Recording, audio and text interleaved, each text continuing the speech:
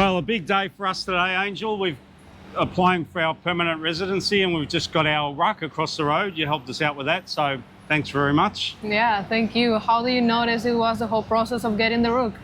Well, you know, because of you. But, you know, it's a pretty straightforward process, but at the same time, I appreciate you being here to help us out with it. It's sort of, we're in and out within a few minutes. And it's something we get asked a lot about is the ruck and how you go about applying for it. So that's something that you have helped us with, and you can help other people if that's what they need help with, yeah? Yes, I can help other people to do that. It's actually very straightforward. Once you have your cedula, you can apply for your RUC.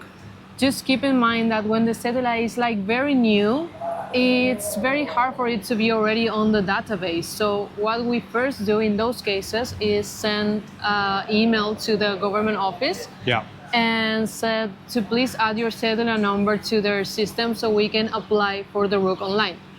Once that is ready, then we can apply for the RUC online. You will need like an address, Paraguayan phone number. Sí. Of course, you will need your cedula, and you will need to upload to the system a picture of you holding your cedula Sí. in full color, so the government office can actually see that it's you that is requesting the RUC. Gotcha. Once that second step is ready, they normally approve the RUC within like 3 days. Sí. In very rare occasion, it's around 5 business days, but normally it can be even on the day after you present the request. Yeah. So it's very simple. Once that's approved, they will send you an email saying that you need to come to the government office to sign everything. And this is a very important thing. You actually need to be here at the Dirección Nacional de Ingresos Tributarios to actually sign your documents. Sí. Because there are many people I noticed saying that they can activate your RUC without you being here. And be very careful with that, because that can be a scam. Okay. It actually means, and it's translated to, I'm going to ask someone I don't know to fake your signature. And that can be very, like, how do you say, like an issue later. Yeah. Like it can be a legal issue for you with the government agency later if they find out. So once you activate your RUC, you need to hire an accountant. Sí. And you need to be very careful with the prices too. It depends on each case and what you want to do, what are your goals, what are your obligations with this government agency. But it's never more than 350,000. But I repeat, it depends on each case again. Sí. And talking about accountants and costs, I've heard some crazy estimates of monthly costs to, you know, perform that service. So what you're saying is you need to be careful about what you listen to in terms of what you should be paying per month. Correct. I don't want to put prices on anyone, just which you should be aware when it's like a big red flag for you. Sí. For example, if you are going to activate your RUC and it's a personal ID, a personal tax ID, and you only have like a VAT obligation, like the simplest one, it's never more than 300,000 of guaraníes Sí. per month. Okay, well that's good to know. So we've got our RUC and then we're off to the notary office. Yes, we're going to the notary office because if the people wasn't aware, having a RUC can be used as a proof of solvency for the permanent residency. You will only need a couple of documents. You will do notarized copies of this, and you can use it as your proof of solvency at the immigration office. Sí. One important and very good thing that I think the RUC is that you don't actually need to have your RUC for like 1 year or 6 months or 3 months. We are actually getting the RUC today, and you can apply with that document at the immigration office. At this moment, it's very simple. See, well, I appreciate you helping us through this first part of the process. So let's get on to the next part, the notary, and we'll see how we go. Perfect, let's go. Okay, let's go. So 2 minutes walk later, we're at the notary office, and that's just across the road from the migrations office. So everything's really quite simple and easy to get to when you make the application. And as we were saying before, the process of getting the RUC was really quite simple and straightforward. Only took us a few minutes. And that's something that I can pretty much say about the whole process from the time that we have come to Paraguay, applied for our temporary residence, and then waited that period of time, and then now here we are, permanent residents, bang, really straightforward. And one of the really big things that we appreciate about Paraguay, and we see it as a fundamental benefit of this country, is it doesn't make it difficult. As long as you've got your ducks in a row, you have the correct paperwork, there aren't any skeletons in your closet, because that can sometimes be something that trips people up if you've got a record. I'm not necessarily saying that's game over, but I do understand it's a complication, and depending on what you may have on your record, it can be a real complication. But putting aside all of the things that might go wrong in terms of your paperwork or your background, it's a remarkably simple process, straightforward. And when you compare it to some other countries that we spent some time in and considered, well, the last country that we lived in, once you got your cedula, which was quite a process, you had to actually report every 6 months to a government office. And so in my view, that was kind of like every 6 months you had to front up and knock on the door and say, I'm still here. Whereas here in Paraguay, you're pretty much good to go for 10 years. Keep your nose clean, behave, and you're good to go. So there's a lot of talk online at the moment about different places and where you can go and what people are thinking about different countries that they're headed to. But this particular process of getting over the line and getting your permanent residence is no small thing, and it shouldn't be taken for granted, because it's quite easy when you go to a new country and you're told about the process. It can sound like, oh yeah, you just do this, that, and something else. But until you've actually gone through the process, it's kind of difficult to gauge how easy or difficult it can be. So just something to put really high on your list of priorities, in my view. I watched a video quite recently about a chap who's settled in a Latin American country, and he listed 10 things that he was really happy about with that country.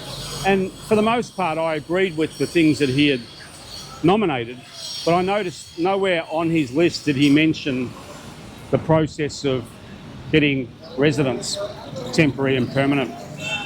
And he hasn't been in that country for very long, but I would suspect once he tries to go through the process and also do other things in that country, he may come to appreciate that this process of getting your residence perhaps should have found some place on his list of priorities in terms of what he was looking for in a country. So for our part, we're just really incredibly appreciative that Paraguay gives us the opportunity to apply and be granted residence. There's no real trapdoors when it comes to applying here, at least in our experience and the experience of just about everyone else that we know of. We've only heard of some hiccups that people have had because there's been sometimes some issue with one of those things that I mentioned earlier. You can't expect everything always to go perfectly to plan, and that's why we personally choose to engage an agent. I know many people don't bother and they apply for it themselves, and often that's fine and it goes through without a problem. One thing that you do have to prepare for if you're applying by yourself is that it will generally take longer.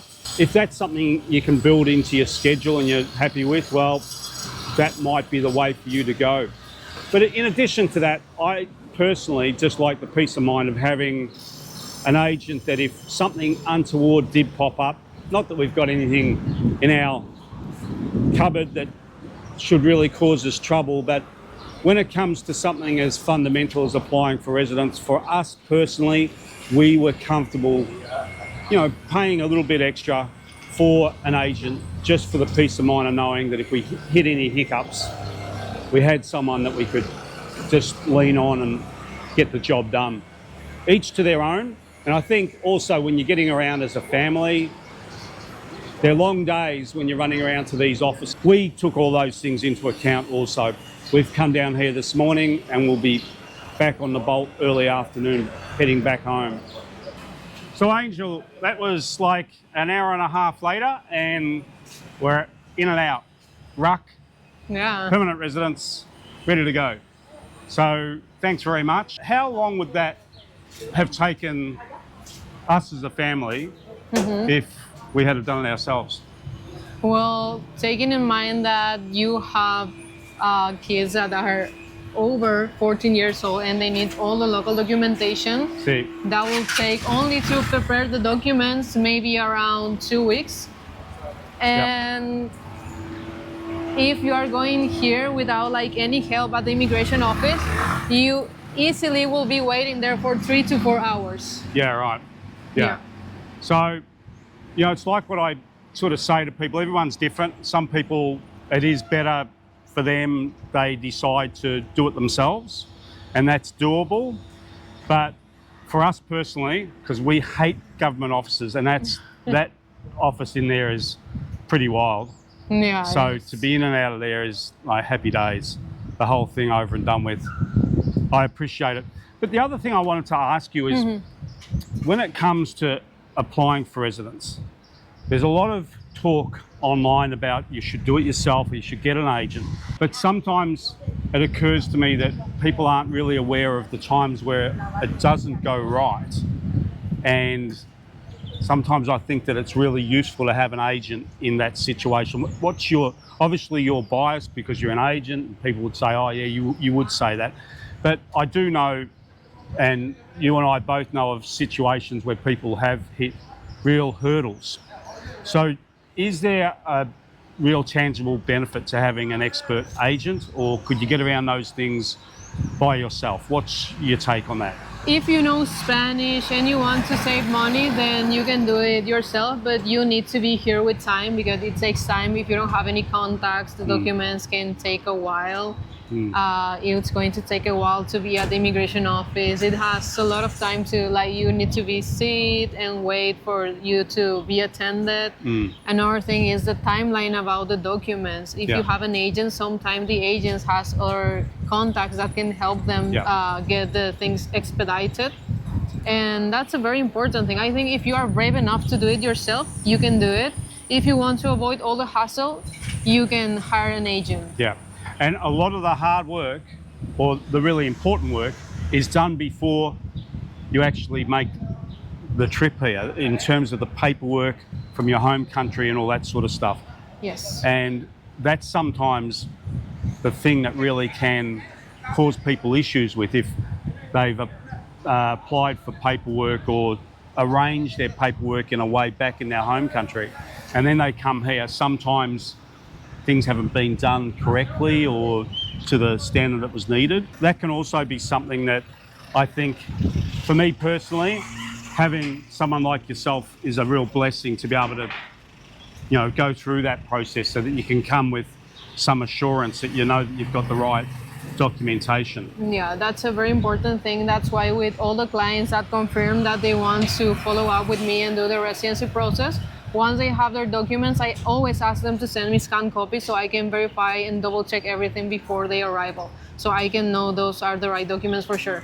Because once the paperwork is sweet and that part of the process is satisfied to the extent that it needs to, generally the application, the coming here and going through this process is pretty well smooth sailing. Yes, once they have all their documents, we arrange the dates and everything. We set an appointment to start here, and it only takes 5 business days to get the documentation complete and finish the residency process application. See.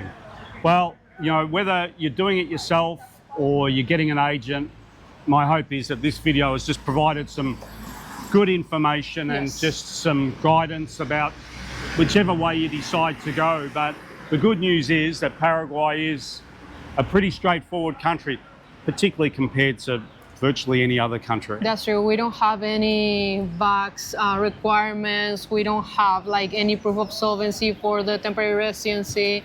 Everything is very straightforward. So it's a very great opportunity if you are thinking to move abroad. Yeah, and just my feeling in the office there, it feels even more busy and frenetic than what it was a couple of years ago. Are there a lot more people coming that you're feeling? What's the flow like of people coming here? Well, there's a lot of difference. Last year we have 76,000 of applications, and I think this year we are going to double that amount of people. Wow. And the good thing, did you feel like you had like a VIP service, like you Yeah. you didn't do any queues, Nah. it was only signing directly, so that's the importance too. Yeah, no, I really appreciate it. And we have a member in our family that he particularly doesn't like those sort of environments, so to get in and out was Yes. an extra blessing. So, hey, thanks very much. I really do appreciate it. Anyone that needs some free advice, they can book a 30-minute free consult with you. Yes, I'll always. just leave the link below for that, so you can speak to Angel, and whether you end up engaging an agent or not, I think it's very handy. For me, the more important thing is always provide the right information, either you hire my services or not, because I know there's competition. I know there's lots of misinformation online. So Yeah.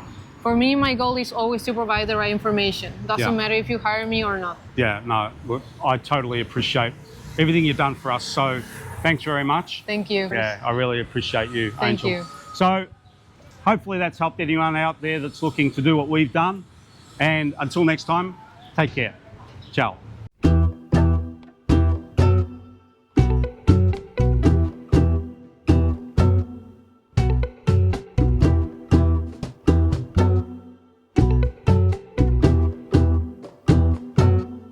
Siempre soñé de tenerte aquí toda la vida juntita a mí, tanto amor